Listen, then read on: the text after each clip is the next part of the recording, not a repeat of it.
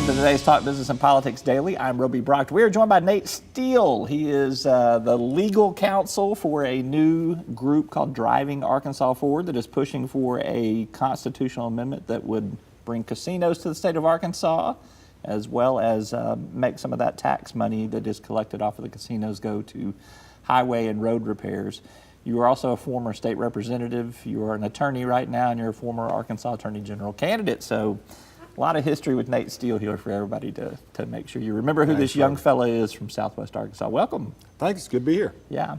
Tell me a little bit about this initiative, who's behind it, and in essence, what do you want to accomplish? What's the proposal? Well, it's going to be a broad coalition. You mentioned that the funding is going to highways. Obviously, that energizes a lot of folks from all over the state, and that's not a coincidence. You know, it's a critical need, highway and infrastructure funding is right now.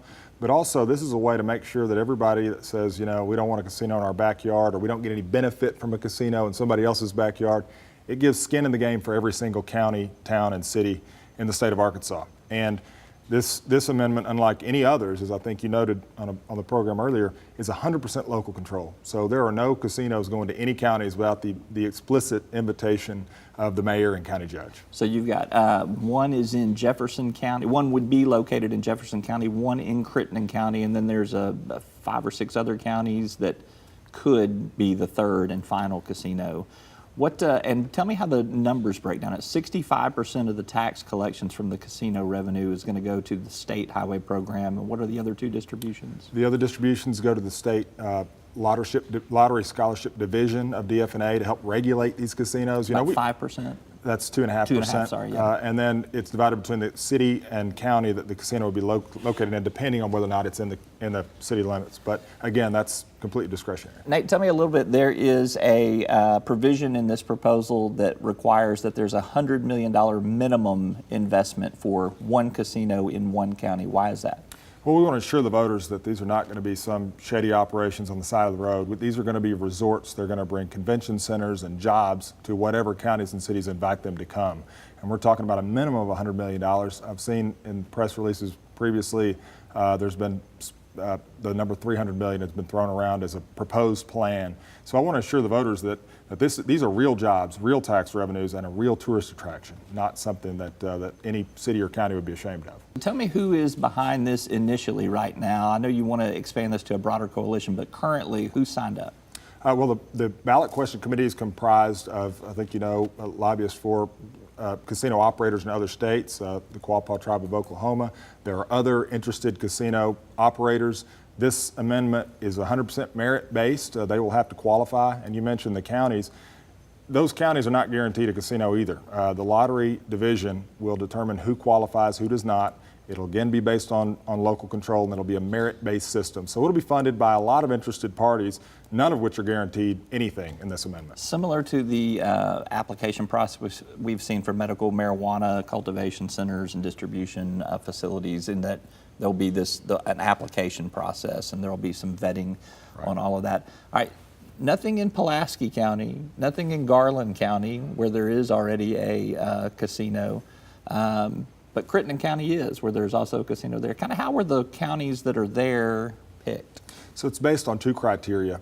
Economic need is set out by AEDC. I think you're aware that the Arkansas Economic Development Commission ranks counties from Tier 1 to Tier 4, and that is in law. That's not arbitrary. So it's set out based on that, as well as population sufficient to support a casino. And you mentioned medical marijuana. Many of those cultivation applications were graded the same way, with extra points towards counties that had economic need.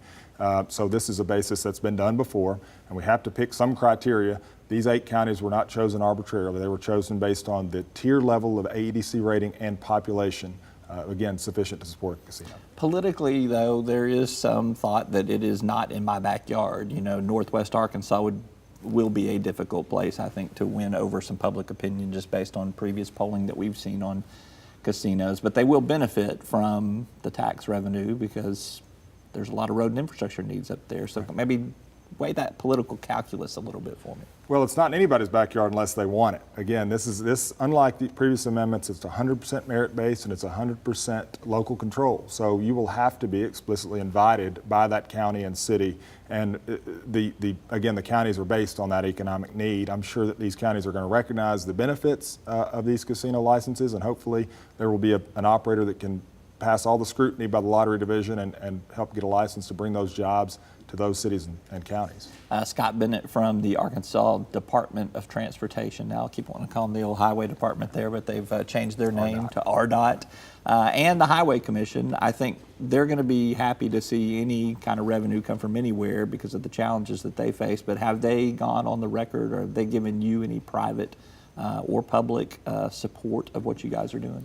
We've spoken to a lot of folks in that industry, and I think the quotes, you saw a quote from Mr. Bennett earlier. This is not going to solve all of their problems. We recognize this, but we're talking about roughly $50 million in revenue just from the net gaming receipts tax alone that would go to the Highway Trust Fund. And that's a huge shot in the arm for an industry that needs it badly. All right, next steps for you guys are what? You got to get past the Attorney General's review of your application there. That's right. We have to get past the Attorney General's review. We have to continue to broaden our coalition, and obviously we're going to have to get signatures. 10% of the electorate that voted in the last governor's election. What's that translate to?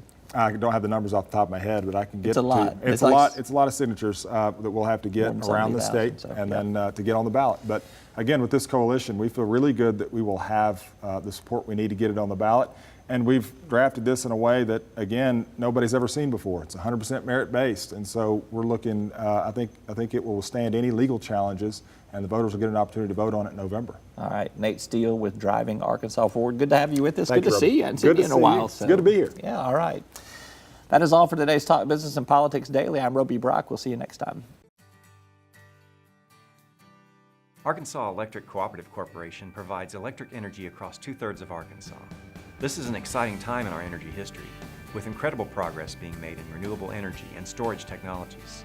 As our energy portfolio continues to diversify, we'll maintain an all-the-above strategy to provide reliable and affordable electricity. Ever since the first light bulbs were placed in our members' homes, the electric cooperatives have been the solutions provider for our members, and we want to continue that well into the future. Each day, the promise of our nation begins again. Arkansas and America, moving forward. I help make that promise a reality. It's not for everyone, but people everywhere depend on us. Oh, I love you too, sweetie. Trucking delivers, or everything stops. And that's what drives me.